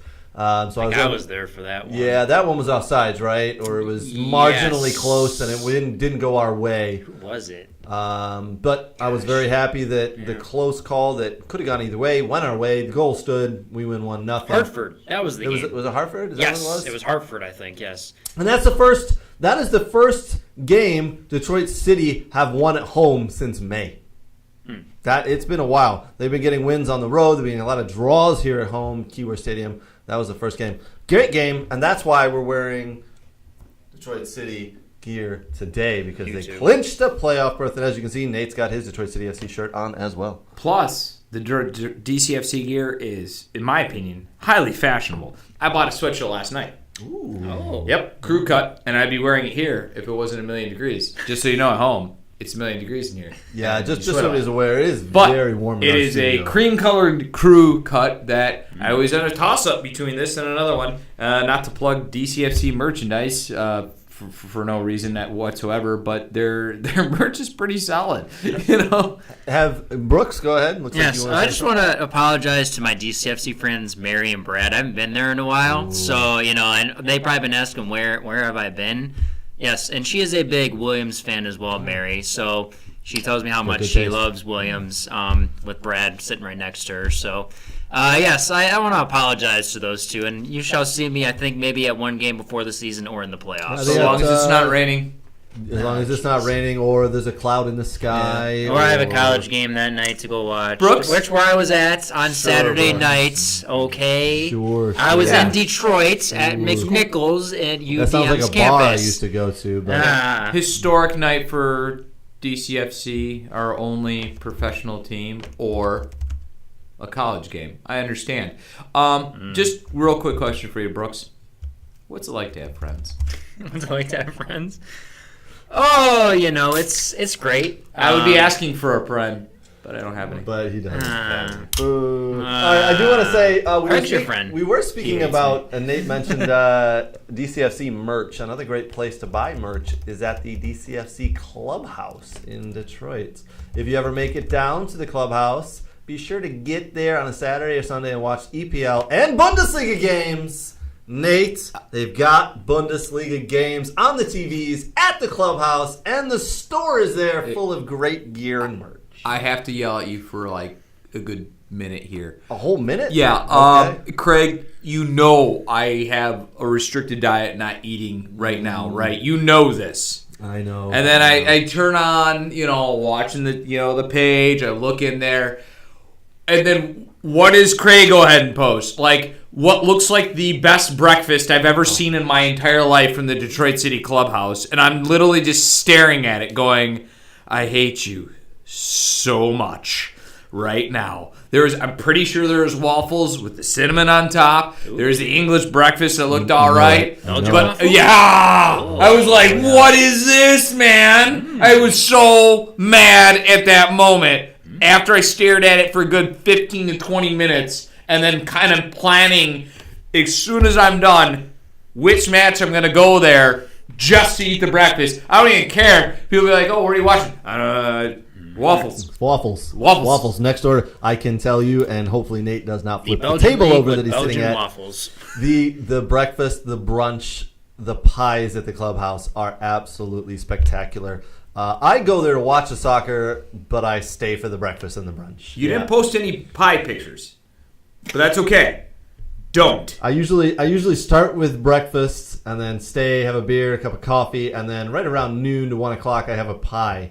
The English meat pie is my favorite. Yes. Ooh, it's good. But Nate, once you come off your restrictive diet, insanity. Yes. I have a question. Heads up. Yes. Go for it. So my question is, because we're getting close to Bundesliga chat time, I think we're here. So if I want a cool Dortmund jersey or from somewhere from the Bundesliga, where can I find one? Well, I can tell you should not order it direct from Germany because it will take forever. A place that does have it is Soccer World. Visit soccerworld.net. Soccer World, and they will be our main feature in the Bundesliga chat time coming up shortly. Soccer World. They've got all your soccer gear, all the jerseys you can want. Do you want Dortmund? Do you want that new plain kind of boring U.S. men's national team jersey? You're gonna want it. Ooh, the blue one. You're gonna want the blue one. I like the blue one. I think next week, boys, what we'll do is we'll do some ratings of the World Cup jerseys in the next couple of weeks. I think that'd be fun to do. Do they have MLS jerseys? They do. Ooh. Soccer World .net. You can visit them online. They've got 3 locations here in Metro Detroit. They've got MLS jerseys. They've got that Arsenal jersey you've got your eye on as well, Brooks. That new black one, the new pink one. I like that one. They got it all. Oh, yeah. Soccer World. One of my favorite places to go, especially when I'm looking for new boots, because I do not order boots online. I do not order soccer boots online because I need to go into the store. I need to try them on. I need to see how they fit before I buy. So, yeah. Nate, are you still looking for soccer boots? I actually am. Are you? I just stare at the lowly ones I have. Oh. It's probably why I'm an awful player. It's all about the boots. No friends, no boots. No friends, no boots. A boots and friends party. Yeah, I need a that's boots good and idea. friends Friends party. and boots. Yeah, I like that. Yes. All right, why don't we jump in? Why don't we do MLS roundup first, and then we'll come back and do a little Bundesliga chat time. So, all right, we're getting down to the end of the MLS season here. We know it finishes early because of You the did World that, Cup that's didn't coming you? up in November. Wow. Let's put up the MLS table real quick for everybody to take a look at real quick. There we go. MLS Roundup brought to you by Next Level Training, next-leveltraining.com, because Next Level Training trains some of these MLS players. If you want your child to get to the MLS, best take them to Next Level Training. Aaron Bird, Renato, Scotty Wright, Dylan, those guys are some of the best, are actually the best in the country, in my opinion. Get to them if you want training. All right, Brooks. MLS Roundup. Lots happened. Yeah. I know Benteke scored his first goal for DC United. That was big news. I was happy to see that. Chicharito scored a hell of a goal the other night. He missed a penalty. He misses penalties every week. God knows why they have him taking penalties. But he had a nice back heel goal. He had a freaking phenomenal back heel goal. We should see if we can bring the video up of that. Yeah. What surprised you so far in this past week about the MLS? Well, I mean, we have some new teams that are eliminated from the playoffs. So because of the result of Columbus and Portland with the 1-1 draw to Columbus get to 42 points, Chicago and TFC are officially eliminated. So that's 3 teams in the Eastern Conference that are gone. And we have 3 teams now in the Western Conference that are gone, SKC, Houston, and San Jose. So one of the Texas teams still needs to catch the other 2 Texas teams, which have clinched a spot in the MLS playoffs. Austin FC and Dallas, and LAFC has officially clinched the first place spot in the Western Conference. So, and Philadelphia, Montreal not far behind, so that's still up for grabs for the number 1 seed. So, I mean, just interesting games this weekend. We had the New York Derby, NYCFC taking that 2-0 at Yankee Stadium, which, if people don't understand, that is a very difficult place to play. Yeah, the infield's been covered up and it looks terrible. It's I on saw an some angle. Pictures. It looks. That's I know real estate in New York is tough to come upon. It's expensive, but man, they gotta get out of that. They gotta stop playing at Yankee Stadium, man. Yeah. That's terrible. They're for our trying. sport. They're trying to find a place in the Bronx. It's just been very difficult. Yeah. I mean, Yeah. do they share Do they not call it Red Bull Arena anymore? Do we call it just New York Soccer Arena? Ooh, I like the name Or of something, that. you know, Yeah. and they by the way, Nate's wearing a Sounders jersey and I have a Timbers jersey on, so you see the Cascadia rivalry going on. I've never heard of any of these teams before. Really? Mister, I've been to Seattle Sounders matches I at just Lumen Field. grabbed this from my truck. Oh, really? Yeah, it was just there. Interesting. It was just this Seattle, you said? Yeah. Oh. Yeah. Ooh, oh, So- interesting. That's interesting. Hey, has Seattle won the MLS title before, just out of curiosity? Yes, so is the Portland Timbers. Nah, I don't remember Because that. both have been to the Western Conference playoffs in the last 8 years. It's either been Portland or Seattle. No so. one pays attention to that. Yeah, they do. In the Northwest and Get out. MLS lovers. Yeah. Get it.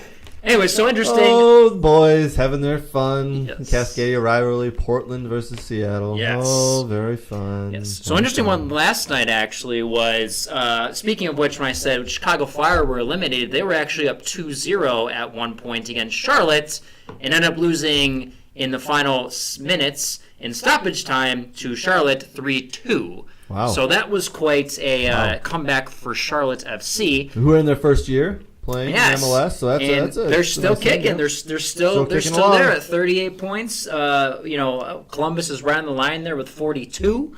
Currently, the only team in action that will be tonight at 10:30. That game kicks off is LAFC versus Houston. So that should be a pretty easy win for LAFC, who are, like I said, are on top of the Western Conference. I want to point out as well to folks at the 6th spot in the Eastern Conference, FC Cincinnati, who the past 3 years have finished pretty much dead last. Yes. This year, with new head coach Pat Noonan, they're making a hell of a push. I mean, former IU guy that you played against. Oh yeah, former All-American. I played against him several times. Great player. Yeah. I listened to an interview with him this week as well. Yeah. He's doing a nice job. They have on the season out of 31 games, they've got 11 wins, 12 draws. Going Nashville like there with 12 draws, 8 losses, but 11 wins. I mean, that'll get you to that 45 points plus 6 goal difference.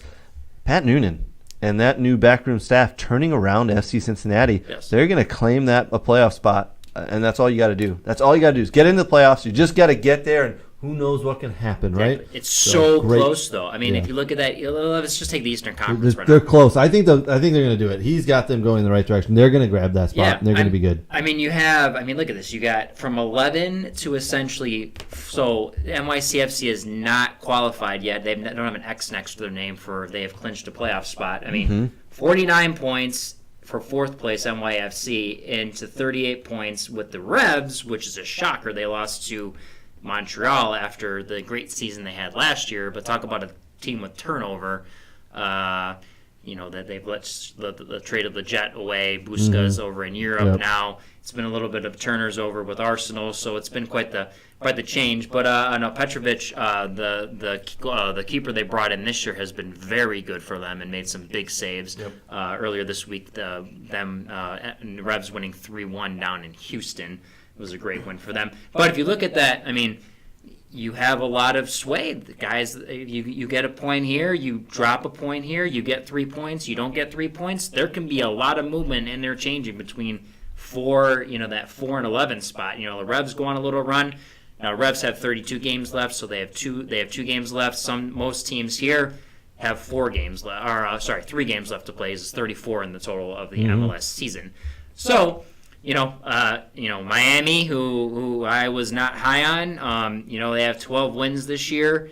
They are sitting in that 7th spot, so they have done a very good job with Phil Neville making a makeshift team and doing what he can to defend and counter, and then to add a few guys, and Higuain stepping up a bit. Higuain's putting the ball in the net, man. He's had some goals. I see those come through almost every time they play. Yes, so the Eastern Conference is very close, but talk about parity. I mean, look at the Western Conference. That should be the name of this league. It shouldn't be Major League Soccer. It should be Parity Soccer. Parity Soccer. I don't know. Yes. It's crazy how close it is. It's awesome to watch. Yes. No, it's great. I mean, you have Portland was below the line last week. Now they've jumped up into 5th place with 46 points. Minnesota's hanging around there. LAFC is just above the line, but RSL is just below. They're both on 43 points.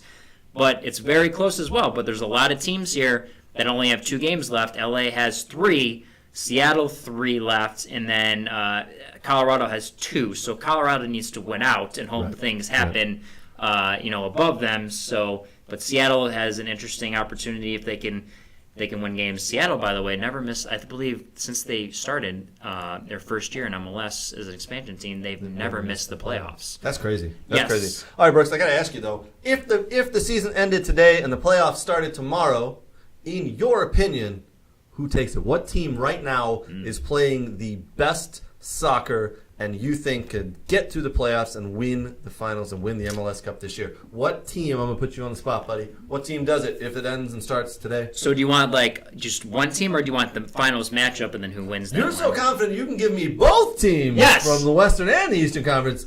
All right, yeah, give me the one from the Eastern, give me one from the Western, and then tell me which one of those teams is playing the best right now to win the MLS Cup. If the playoffs were to start today. Yes. So I think with the run the Philadelphia Union have been on, with the replacement players they've brought in, with some of the guys they've lost, I think they are your Eastern Conference. We'll get to the final match. They'll be Eastern Conference playoff champs, and they will get to the finals. And I believe they will be playing FC Dallas. Ooh. Yes. Wow. Okay. I like the run of form FC Dallas is on. They have good seasoned veterans. They have young guys like Ferreira. Yep. They have Leggett now. You have Areola. You have depth. They have done a very good job in drafting their college players and finding positions. So Ima Tumasi from Wake Forest, making him from a winger to a right back. Nkosi, who played 1 year at Seattle, 3 years at UConn, has stepped in well when Matt Hedges needs some rest to play at the right center back spots.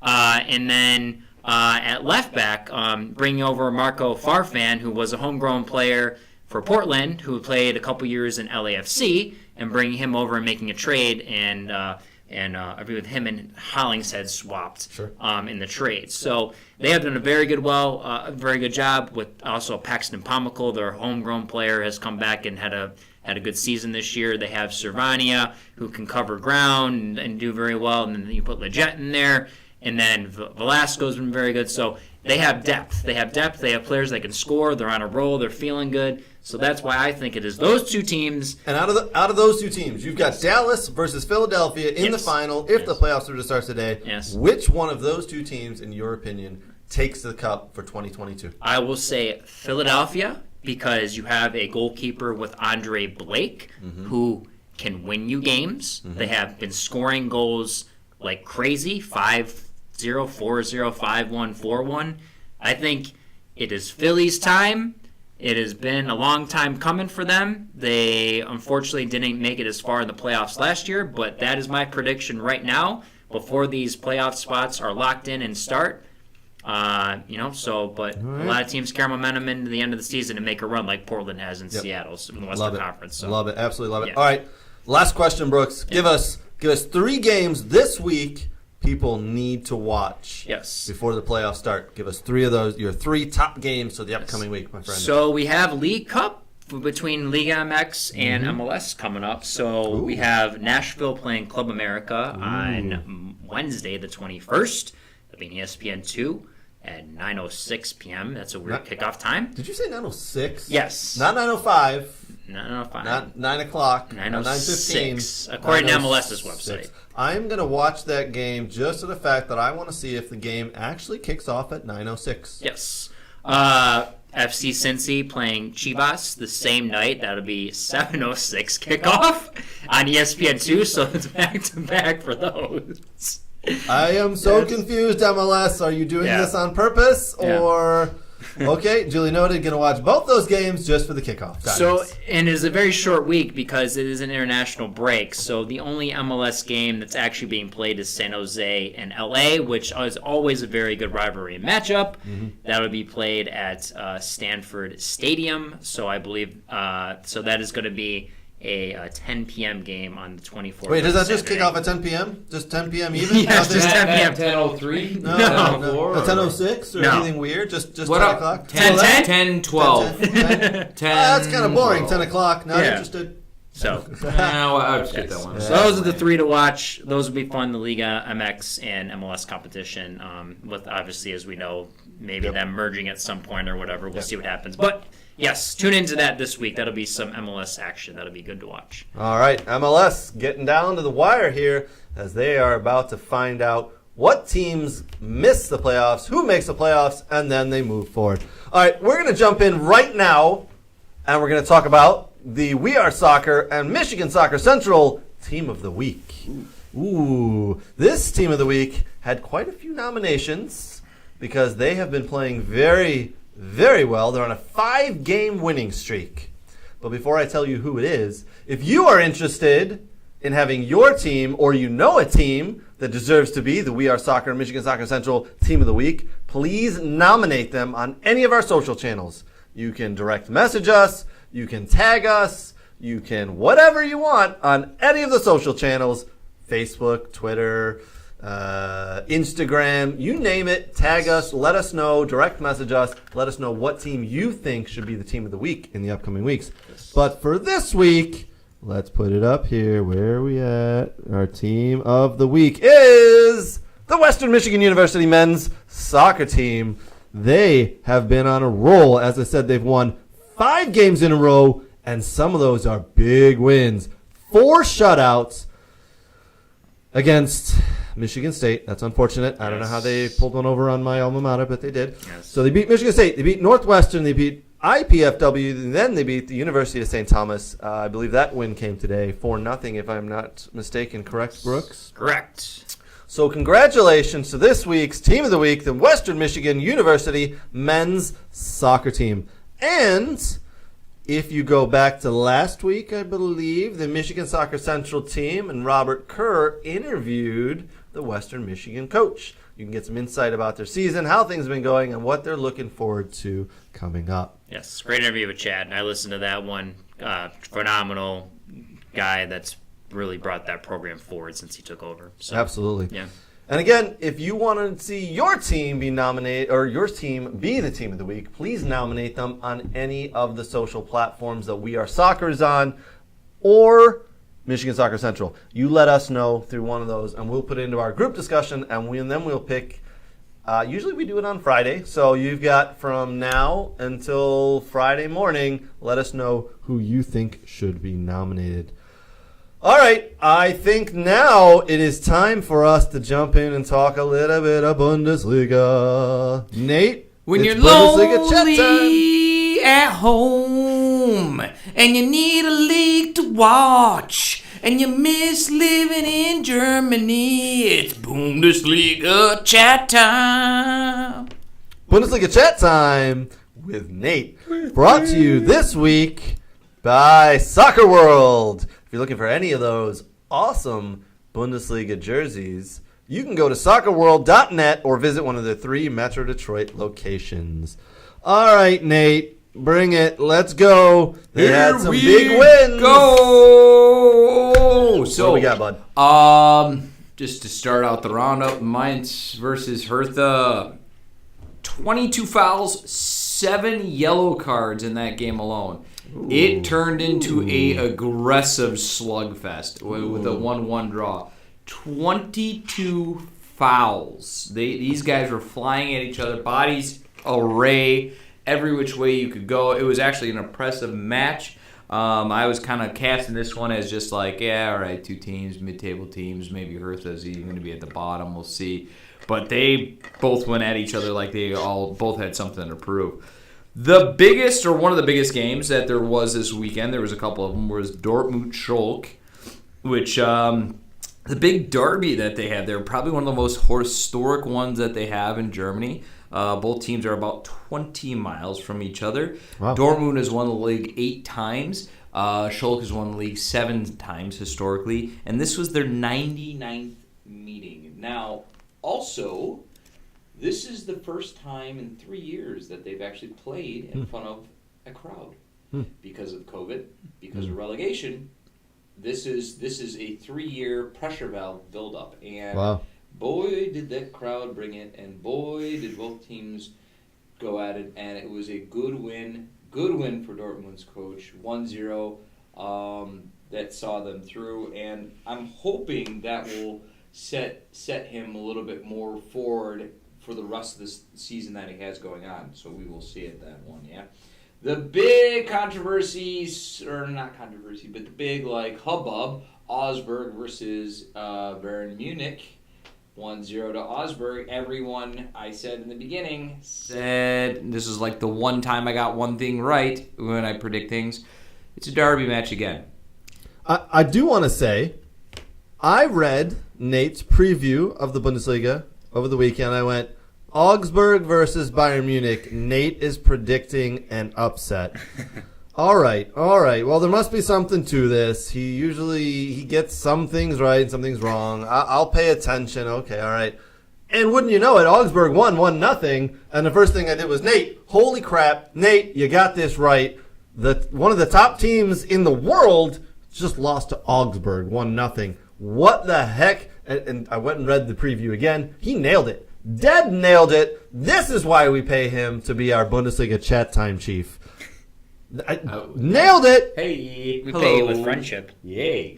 So yeah, Augsburg will walk away with a 1-0 win at home, and their derby, lesser a little bit. No, I shouldn't say lesser known. It's the Bavarian derby there. It's just lesser in popularity because Augsburg is usually struggling. Now this brings me to Bayern and their struggles at home because this is their fourth match without actually winning versus Bayern not struggling in the Champions League, which they're undefeated and haven't been scored on. So back in 1974-75 season and 1975-76 season, those are 2 years that they actually won the Champions League and did not win the league. So there is historic precedence at time for Bayern to put the Champions League in front of the league when things matter. Now, I'm not saying that's what they're doing. I'm not saying because, oh, wow, that's your strategy. But I'm going to open up the discussion a little bit during this chat time.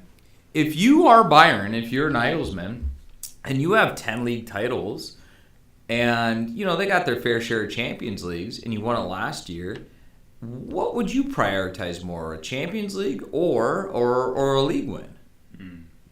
Obviously, Champions League is the ultimate goal, right? Mm-hmm. It's the ultimate goal. But you can't finish third or fourth in your league and have the amount of respect coming from your country. You won't have the amount of respect coming from your country.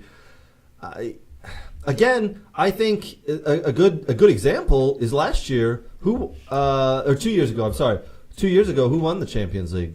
It was Chelsea, right? But they didn't win the Premiership. But that was still good for them, wasn't it? Oh, it was very good. It was very good. And now Chelsea wasn't on a 10 league win streak in a row. Understood. That's the other category. They won the Champions League, but they didn't come close to winning the Premiership. Man City ran away with it at the time.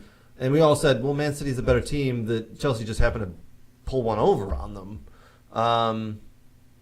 I see where you're going. Trust me, I want Bayern to win the Champions League. I think it would be great. I think it would be a little strange for them to win the Champions League and not win their own league. But because they are the best team in that division, in my opinion. But you just pointed out historic and recent history where it's happened before. So is it really that strange?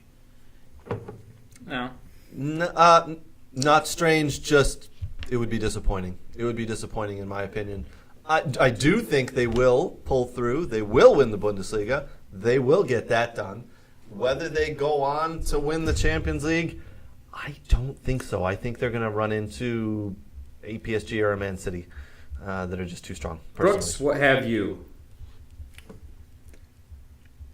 I think we've discussed it, and I truly believe it's hard to go for both unless you have a team that's mentally in it, you have depth, at times, maybe you're playing a bottom of the league team, table a league team where you can maybe swap out some guys and you'll still get the same results. You may get a 2-1 victory rather than a 3-1 or 4-1, but you'll still get the points needed and you can give guys rest to then go all in on Champions League.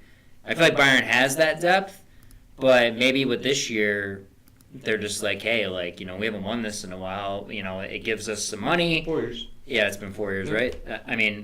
Is that a bad spot for Bayern? Some people haven't won in 10-plus years, you know what I mean? So, for me, if you want to go all in, but you can still get top 4 in Bundesliga, maybe you're not gunning for number 1 because you've won it for so many years and you're like, whatever. I'm okay with that. So it's more or less not gunning, but what the priority is. And, sure. And we'll see. Nagelsmann has already kind of put the pressure on the players and kind of pointed the finger at them. I still think that Bayern's tied to Nagelsmann, so it really, I shouldn't say it doesn't matter, but so long as you're performing in one or the other, I think you'll be fine. Yeah. So it will happen. We'll see as it goes on, and we'll see if the teams that are in front, which is, we'll get to that in a minute, the teams that are in front on the table, if they can kind of hold. Yeah. I would say the worst thing that can happen is if you go all in Champions League and you don't win it, and you're just on fourth place of you're on the cusp of last day match where if you don't win, you don't get into Champions League. That's the danger of doing this. That is the absolute danger. Yes. Because then you screw yourself for the following year because you may not get into Champions But League. I So don't what think was the there's point? a realistic chance that they're not going to be in top 4. It's just Agreed. maybe not. Yes. first. Agreed. Not with Bayern, but with obviously some of those other teams. But correct. So Leverkusen pumped Atletico, right? Yep. And then went in their league and drawed because that's what Leverkusen's doing now. So speaking of going all in for one and coming up short for the other, they are struggling still. I know they beat Atletico, and that's fine and dandy, but they are currently sitting even with my Stuttgart with only 5 points, and so right above the relegation area. It's not looking good. And if this coach doesn't get it together, it's not going to be good for him going in. Leipzig looked great against Dortmund, lost against City, and got pumped by Gladbach. Good job, Leipzig. New coach, it's going to need a little bit longer. Yeah. And then the match that I thought was going to be a little bit more exciting, that wasn't bad, but for goal-wise, Hoffenheim and Freiburg. Hoffenheim is fourth and Freiburg is third. Yeah, really didn't, it was a 0-0 slugfest, but there was not a lot of goals like I thought there was going to be a few. So right now, top of the table, we're looking at Union Berlin. The Union Berlin with PFOC, who also has a top scorer in the league, Shido Becker, who is leading the league in goals. And this guy I've never heard of who, would be happy to have him on any national team, Jordan PFOC, is number 7th goals and assists on a team sitting top of the table who hasn't lost yet. Dortmund is second, Freiburg's third, Hoffenheim's fourth. And there are very few teams that are sitting. I think everyone, actually, now that I'm looking at it, everyone has had a loss except for Union Berlin, who is sitting undefeated, 5 wins, 2 draws. All the Bundesliga teams did decent in European. They had three of the teams won, 2 teams lost. Europa, we went 1-1 in conference, went 1-0. More importantly, is a lot of the teams outside of Cologne, which is kind of being a little bit disappointed to get back in, need to get back with it, look to be exiting the Champions League either first or second in the group as it stands right now. So I think Union Berlin and, if I'm not mistaken, Real Madrid are the only 2 teams within the 5 big leagues that have not lost a match, right, if I'm correct. Because Arsenal's lost. Yes, Arsenal lost to Man Has United. Ajax lost? Do we consider the Dutch league the year? Nope. Did No, we say They are okay. not. They are not Okay, considered. PSG has PSG lost, or that's a fun. Yeah, I don't consider that a big league. Okay. Sorry, I don't. Who's at the top of the Serie A?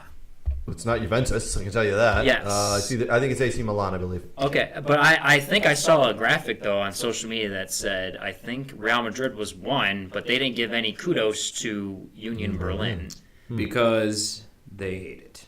because La Liga is a farmers league. How dare you? Napoli and Atlanta also have not in Serie A. Oh, I'm sorry. Yes, Napoli's at the top of the Yeah. Serie A. AC Milan are second and third. Yes, Napoli is doing very well this year. Okay, so it's but like only four teams, clubs right 4 now. clubs, which is still pretty solid. Yeah. I mean, Union is Yeah. they're playing good football. They're a good team, and who knows? Maybe they could be the Leicester of the Bundesliga this year.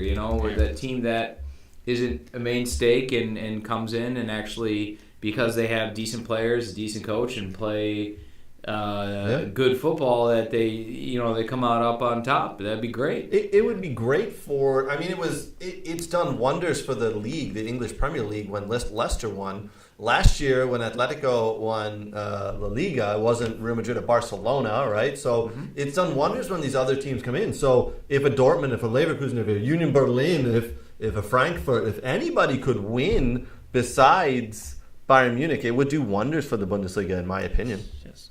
So Barcelona haven't lost as well, but if you want to consider the purity of Real Madrid, 6 wins total, no draws, no losses, and I don't think anyone's. That is pretty damn pure, right? Yeah, there. so that's the pure. I think Yeah. that's what they were raving about, is they haven't drawn or lost yet. So How many games have Real Madrid actually played? Only 6. How many are in the league have they played? Because they played two or three Champions League games. this So is 6. This is I'm looking at the standings right now. So they've played 6 matches in La Liga.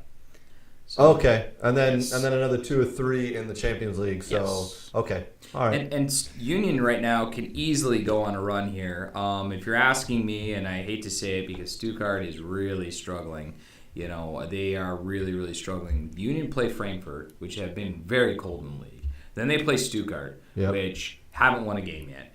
Dortmund has to go to them. That's going to be a trap match. Yep. And they could probably just walk away with the draw. Then Bochum, who's the bottom of the league, haven't not won. Who gave and fired the Bayern coach. Munich a great game the other week. And fired the coach. And then maybe Gladbach will give him some trouble, then Leverkusen. And then it's not until like November 13th, really, where they will play Freiburg at Freiburg, which will be a tough game. So they can go on a massive run here and really kind of start separating themselves from the pack. Yeah. Well, we're going to take another look here at the Bundesliga table. And you're right. Union Berlin right now with 17 points, leading after 7 games. Everybody's played 7 games, but now we're all going on an international break. But you're right. When they come back, Union Berlin could go on a little bit of a run. And you know what? Really what Union Berlin gets to do during this international break? Sit a lot of their players. Lots of rest. Lots of rest, lots of game planning, lots of... Their main goal scorer isn't going to go play for his national team, is he? And I hate to do one of these, the gold star myself again. Do you remember? Well, you can't give yourself a gold star. Okay, well, I'm going to throw my gold star out there. Do you remember how maybe somebody randomly said that this year could be very funny or very weird for many of the leagues because of all the international breaks, because of the World Cup, and a team like Union, who's not going to have maybe a lot of players going away for international duty, is going to get that rest in that they need. And a team like Munich, who I think their whole squad is just gone, is going to be tough. The funny thing is, I was talking to a very good friend of the show today, Mr. Tim Merritt. Ooh. You have friends? Go on. Yes. How'd this happen? How did I gain friends, or how did I bump into him and have this conversation? How do I gain friends? Oh, well, that's a whole different story. All right. Facebook. I bumped into Tim Merritt today at the charity event we were both attending, and we were talking about it'll be interesting to see when the leagues shut down, all the major, we'll call it the top 5 leagues shut down, where, who's in the top 5 of each league. And then at the end of the season, where that top 5 is, because a lot of those top 5 teams in every single big league is having a lot of players go play in the World Cup, and it's a little bit of a condensed World Cup. And then with all the extra games that are coming up in the league, in the cups that the various play in, at the end of the season, where those 5 teams in each of those leagues, where did they finish compared to where they were at the end of at the start of the break? Because this year is going to take its toll on these players. Their bodies are going to start to break down. I guarantee February, March, April, you're going to see muscle injuries galore on these players. Think about Man City and even Bayern Munich, right? The half their teams are going to go play in the World Cup. Then they're going to come back and play in the league. They're going to play in the various cups that they play in their countries. If those clubs don't have big enough squads, it could be disastrous. So I said this before all this stuff started, and I'm sticking to my prediction. The team, if it's close in the league, if you ran away with a different story, you can afford it. But if it's close in the league, separated by a mere couple points, the teams with the less players that are leaving on international duties will be the teams that will come ahead and do well. I'm basing this on basically the Brazil World Cup, where it had the most travel ever in any World Cup. As far as my knowledge, that's a stat that I heard, that travel in and around the country was the most travel out of any World Cup ever. Mm-hmm. And that year, who won the Premier League? Last year. How many players did they have going off? Not many. None. We know of 3 or 4, but it wasn't many. Yeah. Right? So I think and that was with even a couple weeks break in a normal rotation. This rotation is so odd, so weird. Mm-hmm. Traveling to Qatar, I don't think it's cold in Qatar. I think there's a lot of heat. I think it's going to be taxing on the body. I think it's going to be taxing mentally. Mm-hmm. I think there's going to be a lot of problems with players coming back. And I think the more you have that leave, the bigger the problem. Especially if you're in a league that, I don't know, takes the winners off. Bundesliga! They do. I'd say almost all the leagues have a good 2-week break. Yes. Not the Premier League. Nope, except for the Premier League. So the League, which continues playing through. Bundesliga shuts down. Teams will have 3 games in about a week. Right. Too many The cup Bundesliga competitions. shuts down from November all the way to like February-ish, and they're not going to be shutting down if you're leaving and going on international duty. That is not the norm year in, year out for this league. Yes. No, but I mean, the Premier League with all the. I mean, I love the cup competitions in the Premier League are, they're historical. I know I make fun of them. I call them small cup competitions. I've done that before. But listen, they have a lot of history. But it's just to a point where these guys are playing so many matches, especially around the winter break, in such a small window. It's crazy. It's just I love what the Bundesliga does by taking time off. And, MLS actually having an off season. Some of these guys don't have an off season, right, especially when they're jumping into national team stuff. It's just, you need to give these guys rest because at one point you're going to have so many guys getting injuries that it's just going to, your league's just going to be frowned upon. Why would you want to go play there if they don't give you rest time? Well, that'll wrap us up for Bundesliga chat time. Thanks to Nate, his singing, and knowledge that he brings about the Bundesliga. I have knowledge? Somewhat. Ooh. We'll call it somewhat. Yeah, wisdom too. A topic I did want to talk about this week, but we're kind of running out of time, so maybe we'll save it to next week, is talking about supporters groups and fans in America compared to Europe. Ooh, I have experience here. This is somewhere where you may shine. Hey! Maybe some gold stars. Hello! I'm in. Yeah.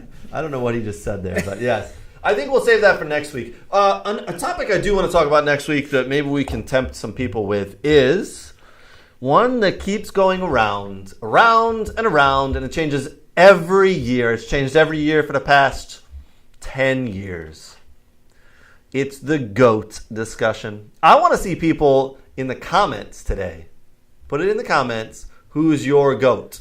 Who is the greatest of all time? Oh, wow. Based on right now, Sunday, September 18th, who's the GOAT? Because one of the players that's normally talked about has been sitting on the bench. The other one plays in a league that's not the greatest in the world, but has played in the Champions League and is coming out with Man of the Match awards. Is it one of those two? I think we're referring to Ronaldo and Messi. Oh, I thought he was talking about Aaron Long. Oh, no. Aaron Long's in the next discussion. Oh. But in the comments, who's your GOAT? Is it Ronaldo? Is it Messi? Is it someone else?